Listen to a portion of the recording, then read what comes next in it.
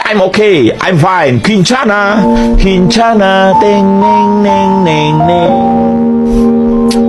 Ku menahan rasa sakit, rasa sakit. Few moments later.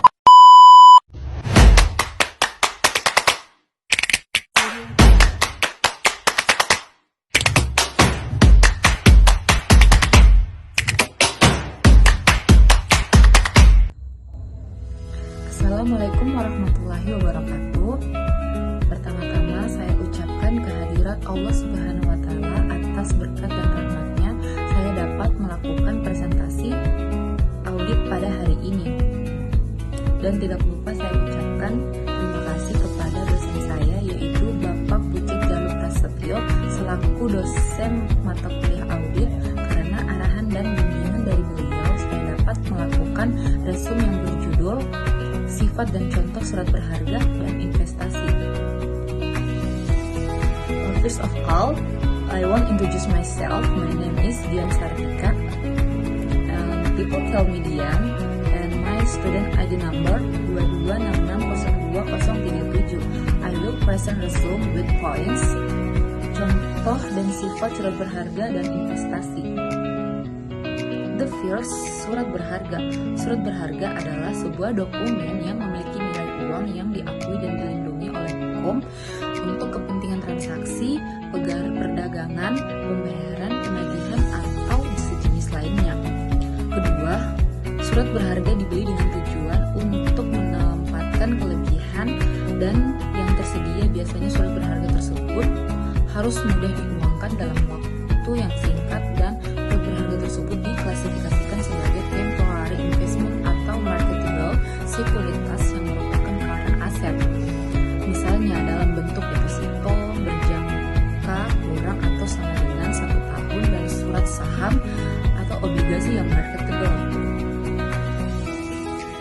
Surat berharga digolongkan sebagai long time investment, biasanya dibeli dengan tujuan sebagai berikut.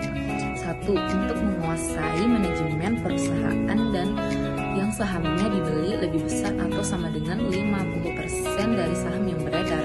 Kedua, untuk memperoleh pendapatan yang kontinu, contoh dalam bentuk bunga dan pembelian obligasi. Yang ketiga, sebagai sumber penampungan dan penjualan hasil produksi atau sumber pembelian bahan baku. Yang kedua, contoh surat berharga. Contoh surat berharga itu juga seperti sell, cek, kwitansi, dan surat sanggup. Selanjutnya adalah investasi. Investasi menurut PSAK nomor 13 halaman 13.1 sampai dengan 13.2 dan 13.6 sampai dengan 13.4 IAI 2002. Investasi adalah aktiva yang digunakan untuk pertumbuhan kekayaan atau bisa disebut erection of wealth melalui distribusi hasil investasi bunga, royalti, dividen, dan uang sewa untuk apresiasi nilai investasi untuk manfaat lain bagi perusahaan yang ingin berinvestasi, seperti manfaat melalui hubungan perdagangan. Investasi juga memiliki beberapa macam, yaitu investasi jangka panjang atau investasi selain investasi lancar. Investasi nilai wajar atau fair value, suatu jumlah yang dapat digunakan sebagai dasar pertukaran aktiva atau penyelesaian kewajiban antara pihak yang paham dan berkeinginan melakukan transaksi wajar. Selanjutnya, nilai pasar, jumlah yang dapat diperoleh dari penjualan suatu investasi dalam pasar yang aktif. Selanjutnya, investasi yang memiliki nilai pasar yang aktif. Nilai pasar digunakan sebagai indikator penetapan nilai wajar.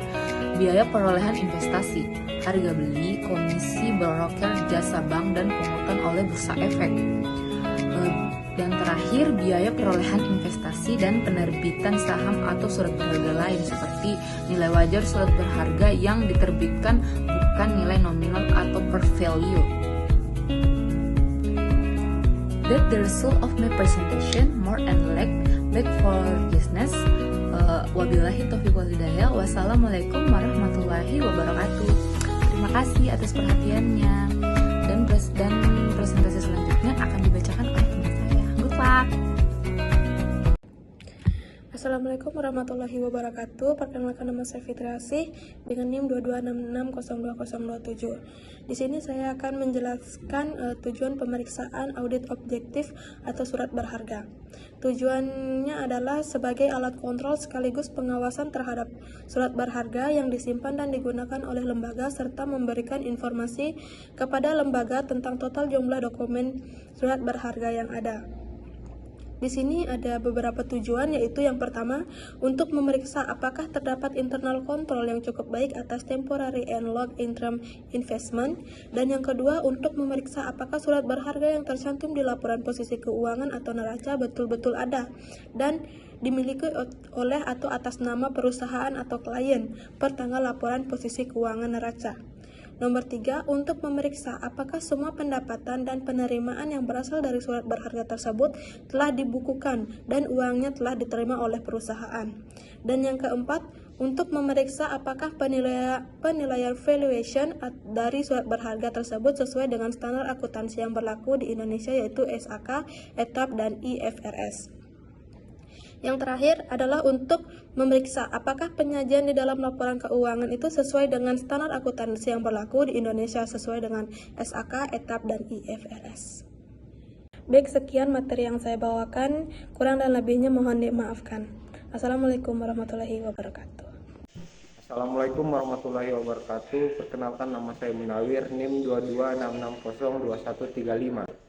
Saya akan membahas poin ketiga, yaitu terkait prosedur pemeriksaan surat berharga yang disarankan. Yang pertama itu pelajari dan evaluasi internal control atas temporary and long-term investment. Yang kedua, meminta rincian surat berharga yang memperlihatkan saldo awal, penambahan, dan pengurangan serta saldo akhirnya. Yang ketiga itu periksa fisik dari surat-surat berharga tersebut dan juga pemiliknya, apakah atas nama perusahaan. Biasanya pemeriksaan fisik dilakukan bersamaan dengan kas of name. Seandainya surat-surat berharga tersebut disimpan oleh pihak ketiga, harus dikirimkan konfirmasi. Yang keempat itu cocokkan data dalam rincian dengan berita acara pemeriksaan fisik surat berharga tersebut. Yang kelima, periksa matematikal akurasi dari rincian surat berharga. Yang keenam, cocokkan saldo akhir dari rincian tersebut dengan buku besar. Yang ketujuh, lakukan voting atas pembelian dan penjualan surat berharga, terutama perhatikan otoritas dan kelengkapan bukti pendukungnya. Yang ke-8, lakukan periksa perhitungan bunga dan dividennya dan perhatikan segi perpajakan. Periksa apakah bunga atau dividen yang diterima telah dibukukan semuanya. Yang ke-9, periksa harga pasar dari surat berharga pada tanggal laporan posisi keuangan atau neraca.